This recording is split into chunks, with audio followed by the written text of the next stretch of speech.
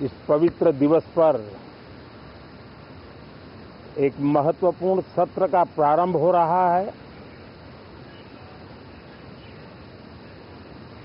और सावन के इस पहले सोमवार को मैं देशवासियों को बहुत बहुत शुभकामनाएं देता हूं। आज संसद का मानसून सत्र का भी आरंभ हो रहा है। देश बहुत बारीकी से देख रहा है कि संसद का यह सत्र सकारात्मक हो, सृजनात्मक हो और देशवासियों के सपनों को सिद्ध करने के लिए एक मजबूत नींव रखने वाला हो। साथियों, भारत के लोकतंत्र की जो गौरव यात्रा है उसमें ये एक महत्वपूर्ण पड़ाव के रूप में मैं देख रहा हूं। व्यक्तिगत रूप से मुझे भी, हमारे सभी साथियों को भी ये अत्यंत गर्व का विषय है कि करीब 60 साल के बाद कोई सरकार तीसरी बार वापस आए और तीसरी पारी का पहला बजट रखने का सौभाग्य प्राप्त हो। ये भारत के लोकतंत्र की गौरव यात्रा की अत्यंत गरिमापूर्ण घटना के रूप में देश इसे देख रहा है। ये बजट सत्र है, मैं देशवासियों को जो गारंटी देता रहा हूं, क्रमशः रूप से उन गारंटियों को जमीन पर उतारना, इस लक्ष्य को लेकर के हम आगे बढ़ रहे हैं।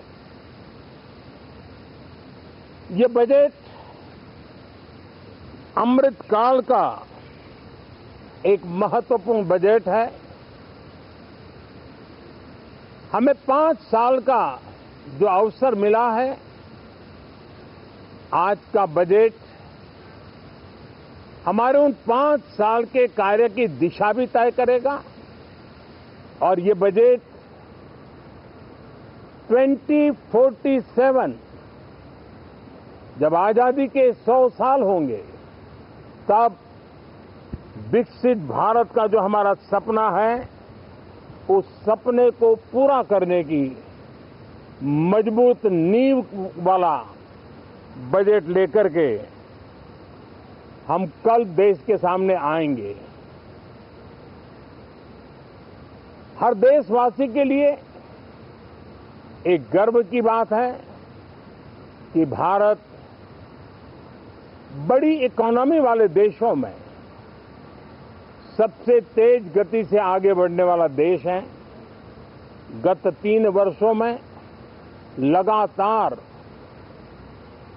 8% ग्रोथ के साथ, 8% ग्रोथ के साथ हम आगे बढ़ रहे हैं, हम ग्रो कर रहे हैं।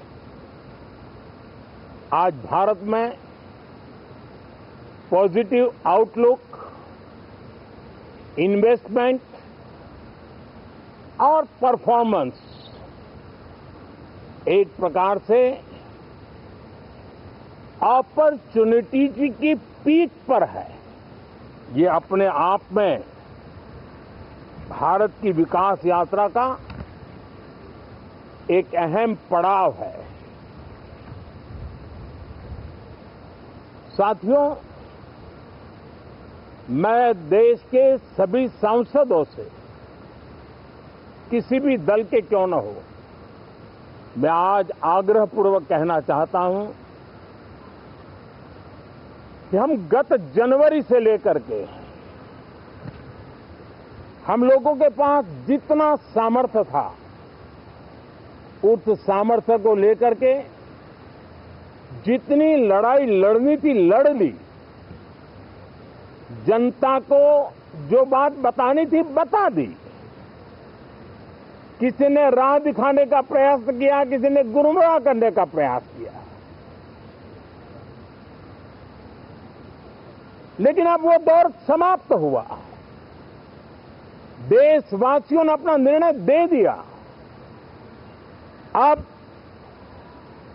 चुने हुए सभी सांसदों का कर्तव्य है, सभी राजनीतिक दलों की विशेष जिम्मेवारी है कि हमने दल के लिए जितनी लड़ाई लड़नी थी लड़ ली। अब आने वाले 5 वर्ष के लिए हमें देश के लिए लड़ना है, देश के लिए जूझना है, एक और नेक बनकर के जूझना है। मैं सभी राजनीतिक दलों से भी कहूंगा कि आइए हम आने वाले 4 साढ़े 4 साल दल से ऊपर उठ करके सिर्फ और सिर्फ देश को समर्पित होकर के संसद के इस गरिमापूर्ण मंच का हम उपयोग करें। जनवरी 29 जब चुनाव का वर्ष होगा, आप उसके बाद जाइए मैदान में, सदन का भी उपयोग करना है कर लीजिए। वो 6 महीने जो खेल खेलने खेल लीजिए, लेकिन तब तक सिर्फ और सिर्फ देश के गरीब, देश के किसान, देश के युवा, देश की महिलाएं, उनके सामर्थ्य के लिए, उनको एम्पावर करने के लिए जन भागीदारी का एक जन आंदोलन खड़ा कर करके 2047 के सपने को पूरा करने के लिए हम पूरी ताकत लगाए। मुझे आज बहुत दुख के साथ कहना है कि 2014 के बाद कोई सांसद 5 साल के लिए आए, कुछ सांसदों को 10 साल के लिए मौका मिला, लेकिन बहुत से सांसद ऐसे थे जिनको अपने क्षेत्र की बात करने का अवसर नहीं मिला, अपने विचारों से संसद को समृद्ध करने का अवसर नहीं मिला, क्योंकि कुछ दलों की नकारात्मक राजनीति ने देश के संसद के महत्वपूर्ण समय को एक प्रकार से अपनी राजनीतिक विफलताओं को ढांकने के लिए दुरुपयोग किया है। मैं सभी दलों से आग्रहपूर्वक कहता हूं कि कम से कम जो पहली बार सदन में आए हैं, ऐसे बहुत बड़ी संख्या में हमारे माननीय सांसद हैं और सभी दल में है, उनको अवसर दीजिए, चर्चा में उनके विचारों को प्रकट करने का मौका दीजिए, ज्यादा से ज्यादा लोगों को आगे आने का अवसर दीजिए। और आपने देखा होगा कि पार्लियामेंट के नए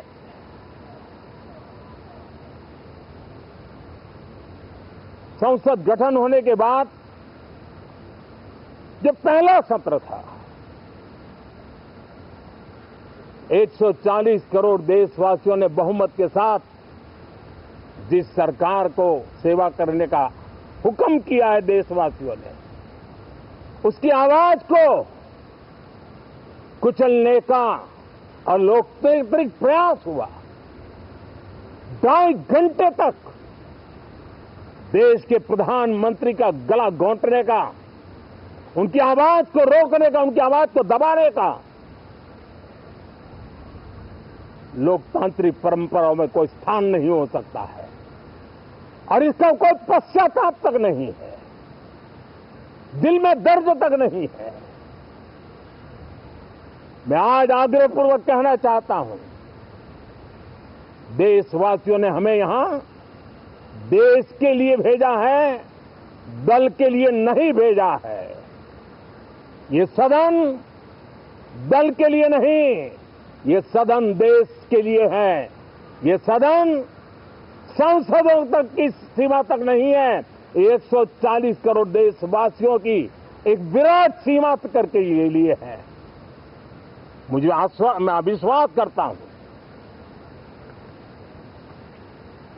कि हमारे सभी माननीय सांसद पूरी तैयारी के साथ चर्चा को समृद्ध करेंगे।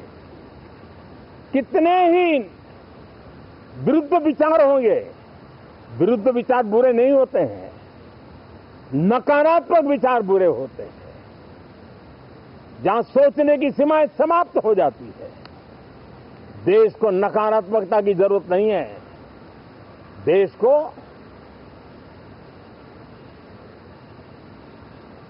एक विचारधारा, प्रगति की विचारधारा, विकास की विचारधारा, देश को नई ऊंचाइयों पर ले जाने वाली विचारधारा से हमें आगे बढ़ाना होगा। मैं पूरा ही आशा करता हूं कि हम लोकतंत्र के इस मंदिर का भारत के सामान्य मानवीय की आशा आकांक्षाओं को पूर्ण करने के लिए सकारात्मक रूप से उपयोग करेंगे।